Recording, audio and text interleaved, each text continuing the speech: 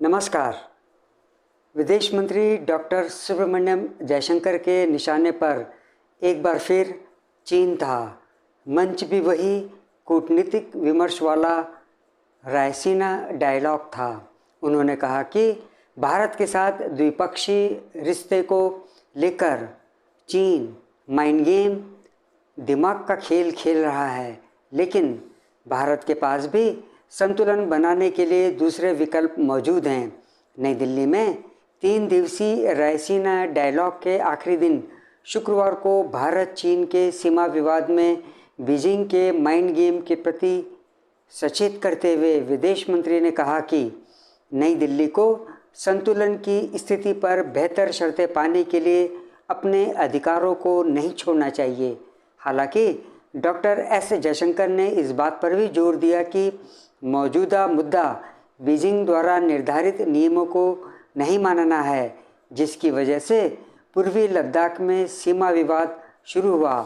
इस दौरान विदेश मंत्री ने बताया कि मई 2020 में दोनों देशों के बीच गतिरोध के बाद से पूर्वी लद्दाख में वास्तविक नियंत्रण रेखा LAC पर तनाव कम करने के लिए 19 फरवरी को भारत और चीन ने चुशुल मोल्डे सीमा पर 21वें दौर की कोर कमांडर स्तर की बैठक की।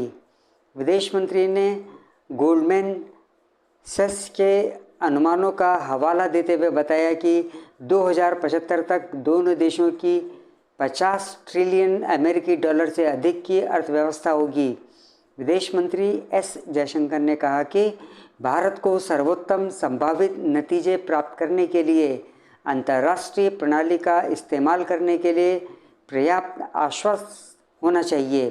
दरअसल उनसे पूछा गया था कि क्या चीन और भारत के बीच समाधान का कोई बिंदु है और क्या दोनों देश अपने संबंधों में आखिरकार संतुलन की स्थिति लाएंगे। उन्होंने कहा, 1980 के दशक के अंत से सीमा मुद्दे पर हमारे बीच एक तालमेल था, क्योंकि यह हम दोनों के लिए उपयुक्त था। अब लगभग 30 साल हो गया है। सीमा पर उनके बर्ताव के संदर्भ में काफ़ी बदलाव आया है। अब एक पक्ष यानी कि चीन उस सहमति से अलग हो रहा है। सीमा पर उनका व्यवहार कैसा है ये हम देख रहे हैं। हमारी तरफ से भी उन्हें वापस धक्का दिया जा रहा है। ऐसा मौका आता रहेगा जब दोनों की तरफ से किसी खास मौके का फ़ायदा उठाने की कोशिश होगी और दूसरा उसका विरोध करेगा।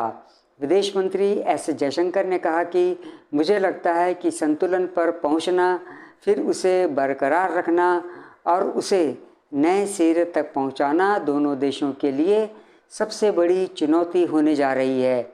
उन्होंने कहा कि माइंड गेम खेला जाएगा और यह महज हम दोनों के बीच ही होगा। साथ ही उन्होंने ये साफ कर दिया कि बाकी के 190 देश हमारे संबंधों के बीच में नहीं हैं। उन्होंने कहा कि ये माइंड गेम होगा जो खेला जाएगा। मुझे नहीं लगता कि हमें इसे खेलना चाहिए। विदेश मंत्री ने बेहद साफगोई से स्वीकार किया कि दोनों देशों के लिए द्विपक्षीय रिश्तों में संतुलन बनाना चुनौतीपूर्ण साबित होने वाला है और ये आसान नहीं होगा। यदि दुनिया में अन्य कारक हैं जिनका उपयोग मैं संतुलन पर बेहतर शर्तें प्राप्त करने के लिए कर सकता हूं, तो मुझे वो अधिकार क्यों छोड़ना चाहिए। संभवतः विदेश मंत्री का मंतव्य क्वाड से हो सकता है, जिसका गठन भारत, ऑस्ट्रेलिया, जापान और अमेरिका को मिलाकर किया गया है। ये चारों देश हिंद प्रशांत क्षेत्र में चीन की बढ़ती गतिविधियों पर लगाम लगाने की मंशा रखते हैं, ताकि इस महत्वपूर्ण समुद्री क्षेत्र को कारोबार और आवागमन के लिए सुरक्षित रखा जा सके। मालूम हो कि एक दिन पहले इसी मंच से विदेश मंत्री ने संयुक्त राष्ट्र सुरक्षा परिषद में सुधार की राह में रोड़े अटकाने वाले चीन को लेकर उसके रवैये की काफ़ी आलोचना की थी। आज के इस अंक में बस इतना ही। आपसे अनुरोध है कि आप मेरे इस चैनल से जुड़े रहिए और इसे सब्सक्राइब भी कर लीजिए। जय हिंद।